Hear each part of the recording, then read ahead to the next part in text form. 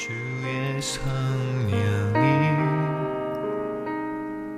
내게 임하셨으니. 하나님 말씀은 마태복음 12장 34절에서 37절 말씀이 되겠습니다. 독사의 자식들아, 너희는 악하니 어떻게 선한 말을 할 수 있느냐? 이는 마음에 가득한 것을 입으로 말함이라. 선한 사람은 그 쌓은 선에서 선한 것을 내고 악한 사람은 그 쌓은 악에서 악한 것을 내느니라.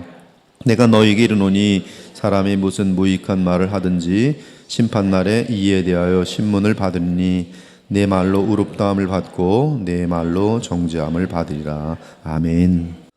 말은 이 마음에 있는 것을 입과 혀로 표현하는 것으로서 말은 행위에 속합니다. 말은 행위예요. 그러므로 사람은 말로 정죄를 받고 말로 의롭다함을 받습니다. 바울은 디모데전서 4장에서 경건의 훈련은 말과 직접 연결되는 사실을 증거합니다. 망령되고 헛단한 신화를 버리고 경건에 이르도록 내 자신을 연단하라. 여기서 신화라고 번역된 미소스는 근거 없는 낭설 또는 인간들이 지어낸 말을 의미합니다. 디모데전서의 앞부분과 연결하면 쓸모없는 낭설들, 과장된 소문들, 망령된 말들, 허탄한 이야기나 비방의 말을 버려야 경건에 이른다는 말씀입니다. 이에 디모데전서 4장 12절은 누구든지 내 연소함을 업신여기지 못하게 하고 오직 말과 행실에 있어서 믿는 자에게 본이 되라고 말합니다. 지도자들은 말과 행실에 있어서 본이 되어야 합니다. 이처럼 경건의 훈련에 있어서 가장 중요하고 소중한 것은 무엇보다도 말의 훈련입니다. 오직 말에 본이 되는 것이 경건의 훈련에서 가장 중요하다는 말씀이에요. 말을 억어할 수 있으면 그는 상당히 깊은 경건의 그 훈련에 도달해 되어 있는 상태입니다. 사랑하는 여러분, 가정을 무너뜨리는 가장 큰 주범은 말입니다. 인간 관계를 무너뜨리는 것도 말이고요. 물건을 집어던져 타인의 몸에 상해를 입히는 것도 무서운 폭력이지만 거듭되는 말로 사람의 가슴을 파고 그리고 또 계속 학대할 때는 이것은 사람들을 정신병자로 만듭니다. 사실 교회 공동체를 파괴하는 가장 큰 주범은 말입니다. 혀는 곧 불이요 불의의 세계라. 우리 지체 중에서 온 몸을 더럽히고 삶의 수레를 불사르나니 그 사르는 것이 지옥불에서 나느니라. 말로 인하여 거룩한 공동체가 불에 훨훨 타는 그러한 그림입니다. 그러므로 만일 공동체 지체들이 혀를 다스릴 수 있는 경건의 훈련을 받는다면 교회는 엄청난 영적 성장이 있게 되어 있습니다. 또한 혀와 말을 다스릴 수 있는 사람들이 지도자들이 될 때 그 교회는 든든하도록 되어 있어요. 이에 바울은 말과 혀에 대하여 결론을 내립니다. 무릇 더러운 말은 너희 입 밖에도 내지 말고 오직 덕을 세우는 데 소용되는 대로 선한 말을 하여 듣는 자들에게 은혜를 끼치게 하라.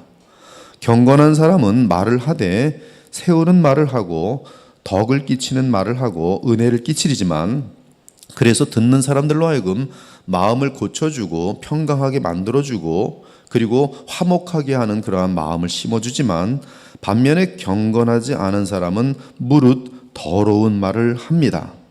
그런데 바울은 여기서 말을 은혜롭고 덕스럽게 선한 말을 하기 위해서는 옛사람을 벗고 새사람을 입어야 가능하다고 알려줍니다. 너희는 유혹의 욕심을 따라 썩어져 가는 구습을 따르는 옛사람을 벗어버리고 오직 너희의 심령이 새롭게 되어 하나님을 따라 의와 진리의 거룩함으로 지으심을 받은 새사람을 입으라. 즉 바울이 의미하는 바는 우리의 옛사람을 벗어버리고 그리스도 안에서 새사람을 입어야 덕을 세우며 은혜를 끼치고 가정을 세우고 교회 공동체를 세우고 사회에서는 빛과 소금의 역할을 감당할 수 있다는 말씀이.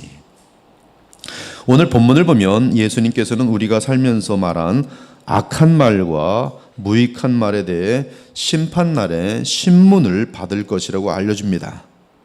무서운 얘기예요. 그것에 의해서 우리 점수가 뚝뚝 떨어지는 것이에요. 무슨 말을 하였는지에 따라서. 그렇다면 악한 말, 무익한 말, 그리고 더러운 말은 무엇을 말하는 것입니까?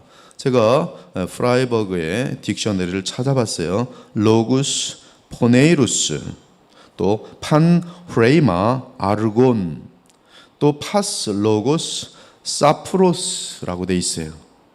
이 원어 사전에는 이것이 사용된 예가 성경에 어디서 사용되고 있는지가 또 다 나와 있습니다. 그래서 이 원어의 의미를 보고 또 이 단어를 사용한 성경 구절들을 다 참조해 보니까 생각 없이 하는 부주의한 말들, 악한 의도를 가지고 해를 끼치려는 말들, 쓸모없는 무가치한 말, 상대를 멸시하는 말로 요약이 됩니다. 그리고 세 부류에 속하는 말은 다음과 같은 것들이 있음을 발견할 수 있어요.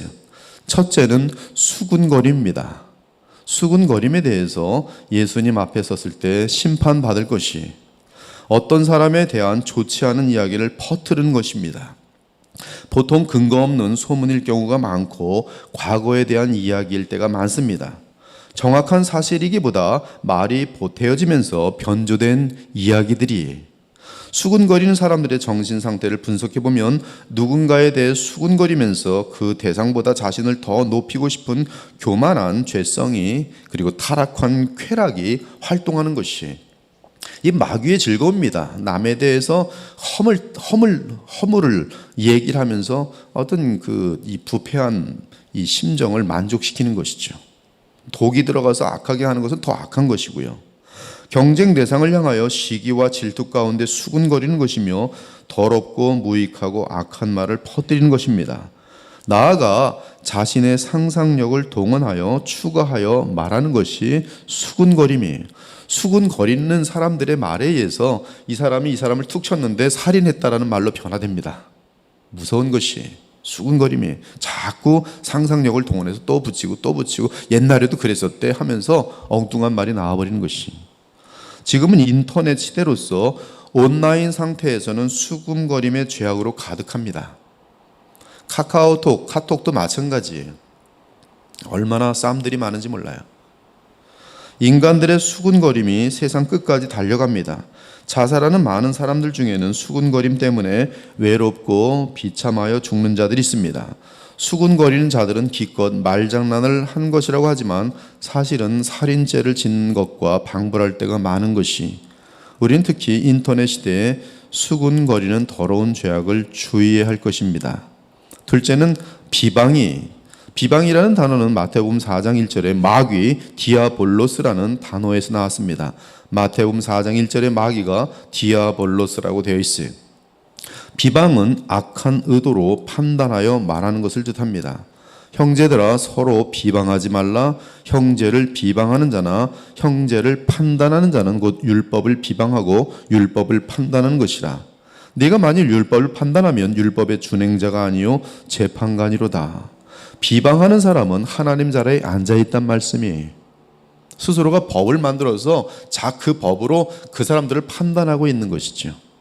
그러나 이 사람들은 본래 잡혀 죽기 위하여 난 이성 없는 짐승 같아서 그 알지 못하는 것을 비방하고 그들의 멸망 가운데서 멸망을 당할 것이라. 디모데후서 3장 3절에서 개역 개정은 이 디아볼로스를 모함이라고 번역했어요. 모함. 의미가 되게 분명히 올 것이에요. 모함하는 거예요. 어떤 사람을 미우니까 모함을 해서 무너뜨리려고 하는 것이죠.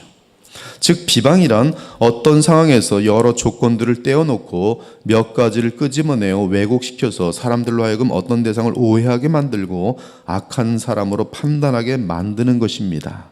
즉 모함 또는 비방의 목적은 그 비방의 대상들을 비참하게 하고 수치스럽게 만들고 멸망시키려는 것이, 특히 비방은 의도적이며 계획적이라는 점에서 수군거림보다 그 악이 더 심합니다. 그래서 비방은 디아볼로스, 마귀의 역사예요. 디아볼로스는 마귀의 역사입니다. 즉 비방하고 있는 그 순간 그 사람은 마귀와 다를 바가 없다는 말씀이. 셋째는 간교한 말입니다. 간교한 말은 자신의 힘을 쌓고 다른 사람들의 힘을 무너뜨리기 위해 이간질하는 말. 이간질하는 사람들이 있어요. 둘이 친한데 요리 가서 요 사람 얘기하고 요리 가서 요 사람 얘기하면서 과거에 쭉 얘기해주고 과거에 쭉 얘기해. 둘은 친했다가 깨집니다. 중간에 누가 있냐면 이간질하는 사람이 있어요. 간교하게 무너뜨리니. 저 사람들이 같이 친하면 힘이 모아지니까 깨뜨리는 것이죠.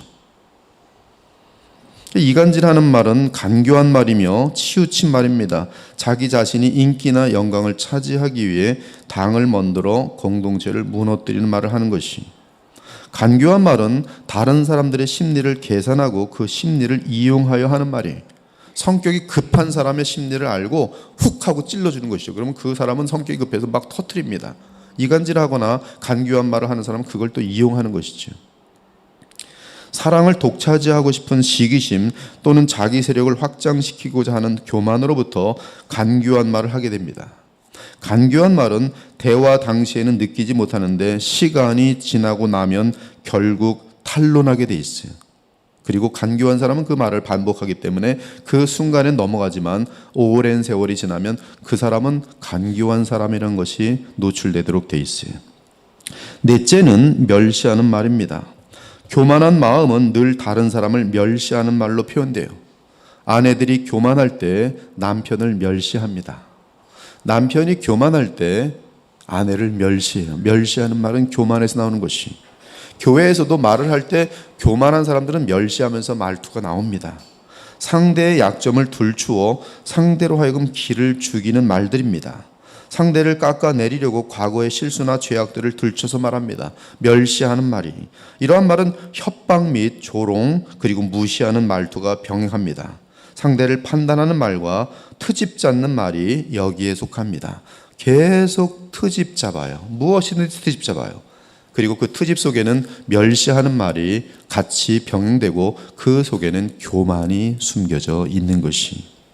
다섯째로 거친 말과 모독하는 말과 악독한 말과 조롱하는 말입니다. 이는 미움의 표출이지요.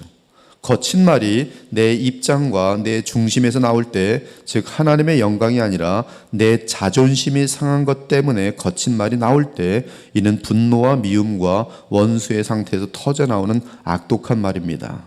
사탄은 욕설이나 악독한 말을 하는 자들에게 쉽게 틈탑니다.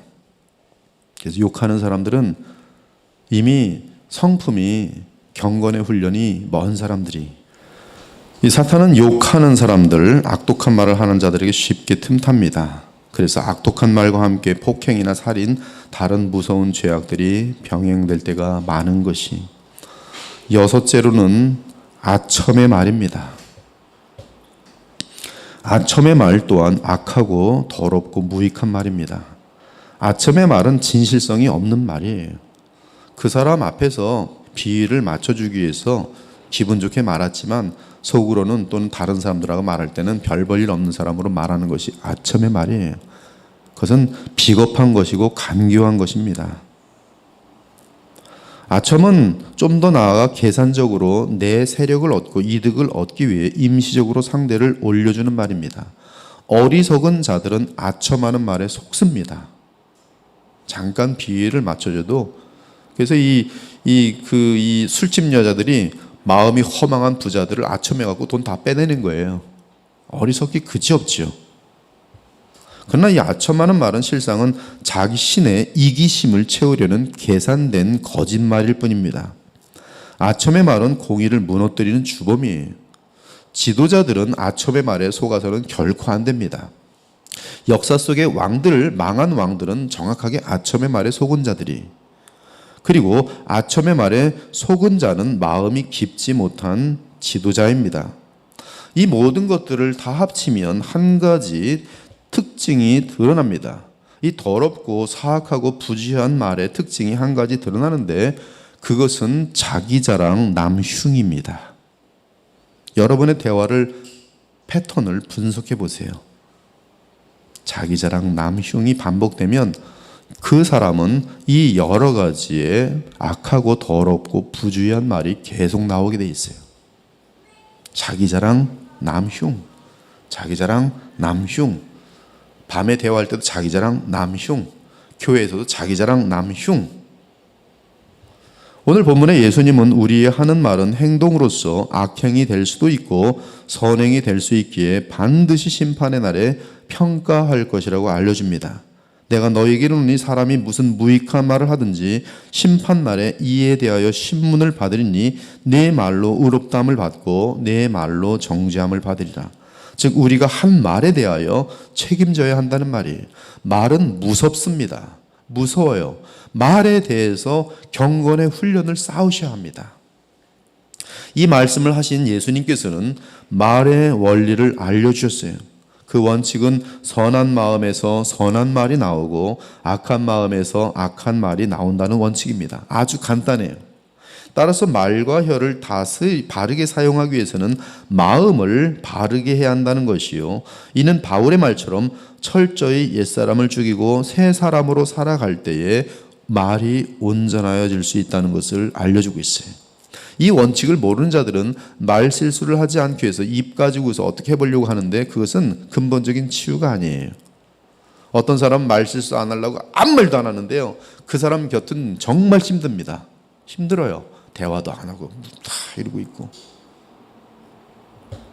그것이 아니라 말을 우리가 다스리려면 마음을 아름답게 하면 된다는 말씀이죠. 사랑하는 여러분, 말이 있기 전에 마음이 있습니다. 즉 사람의 입에서 말이 나오기 전에 생각이 있고 그 생각은 마음에서 나오는 것이, 그러므로 우리의 입술로 나오는 말은 결국 성령께 속하든지 아니면 인간의 육신에 속하게 되어 있어요. 육신을 따르는 자는 육신의 일을, 영을 따르는 자는 영의 일을 생각하나니 육신의 생각은 사망이요 영의 생각은 생명과 평안이니라. 육신의 생각은 하나님과 원수가 되나니 이는 하나님의 법에 굴복하지 아니할 뿐 아니라 할 수도 없음이라. 육신에 있는 자들은 하나님을 기쁘시게 할 수 없느니라. 성령을 따라 생각하고 말하면 그 말 안에는 생명이 전달됩니다. 사랑이 전달됩니다. 은혜가 전달됩니다. 기쁨이 전달됩니다. 거룩이 전달됩니다. 그러나 육신의 생각을 따라 말하면 죄가 전달되고 거짓이 전달되고 미움과 교만이 전달되는 것이, 전달이 아니라 전념이라고 해야지 많죠. 전념되는 거예요. 악이 전념되는 것이. 이에 다윗은 이를 깨닫고 나의 반석이요 나의 구속자이신 여호와여, 내 입의 말과 마음의 묵상이 주님 앞에 연락되기를 원하나이다. 내 말과 내 마음이 주님 앞에 있기를 원하나이다. 주께서 나를 다스릴 때만이 내 마음과 입술이 주님 안에서 쓰임받을 수 있다는 말씀이. 사랑하는 여러분, 우리의 마음은 부패하여 있습니다. 그래서 날마다 무섭고 더럽고 이 거짓말과 가장과 해방과 비방과 위선과 관교한 말이 우리 입에서 나오는 것이, 그러므로 우리 마음이 깨끗해야 합니다. 마음을 깨끗하게 하는 방법은 예수 그리스도의 보혈로 인한 성령의 역사 외에 다른 것이 없어요. 말씀은 성령을 통해 예수 그리스도의 구속의 은혜를 우리 마음속에 흐르게 하기 때문에 우리 마음이 깨끗하게 되는 것이, 오늘도 이 한 예배를 통해서 말씀을 들을 때 여러분의 마음은 깨끗하여집니다. 그리고 깨끗한 그 마음에는 한동안 말이 다스림을 받게 돼 있어요. 오직 우리 마음이 주의 보혈로 성결하게 될 때만이 입술로 죄를 범하는 일이 차단될 것입니다. 이에 성경은 성령 충만할 때 어떤 말을 하는지 증거합니다. 오직 성령으로 충만함을 받으라. 시와 찬송과 신령한 노래들로 서로 화답하며 너희의 마음으로 주께 노래하며 찬송하며 범사에 우리 주 예수 그리스도의 이름으로 항상 아버지 하나님께 감사하느니라. 성령으로 충만하면 모든 일에 감사함으로 덕을 세우면서 은혜를 끼치며 말을 하게 돼 있어요. 그런데 성령 충만은 바로 복음의 열매입니다. 복음의 말씀을 통해 십자가를 바라보며 부활하신 우리 주 예수 그리스도를 믿을 때 성령으로 충만하고 성령으로 충만한 자들은 생명의 말을 하게 돼 있는 것이, 그리스도의 말씀이 너희 속에 풍만히 거하여, 그리스도의 말씀, 복음입니다. 십자가의 말씀입니다. 그것이 너희 속에 풍성히 거할 때는 모든 지혜로 피차 가르치며 권면하고, 서로 아름다울 수 있도록 권면하고, 덕을 세울 수 있도록 권면하고, 거룩한 하나 된 공동체가 될 수 있도록 서로 권면하고, 시와 찬송과 신령한 노래를 부르며 감사하는 말을 마음으로 하나님을 찬양하고, 무엇을 하든지 말에나 일에나 온전하게 된다라고 되어 있어요. 말에나 일에나. 무엇이? 그리스도의 말씀이 우리 마음속에 풍성히 거할 때, 이것은 성령 충만으로 이어지면서 우리에게는 동일한 역사가 나타나는 것이. 이처럼 마귀 원수의 유혹을 이기는 비결은 복음의 말씀을 믿음으로 성령 충만해지는 것입니다.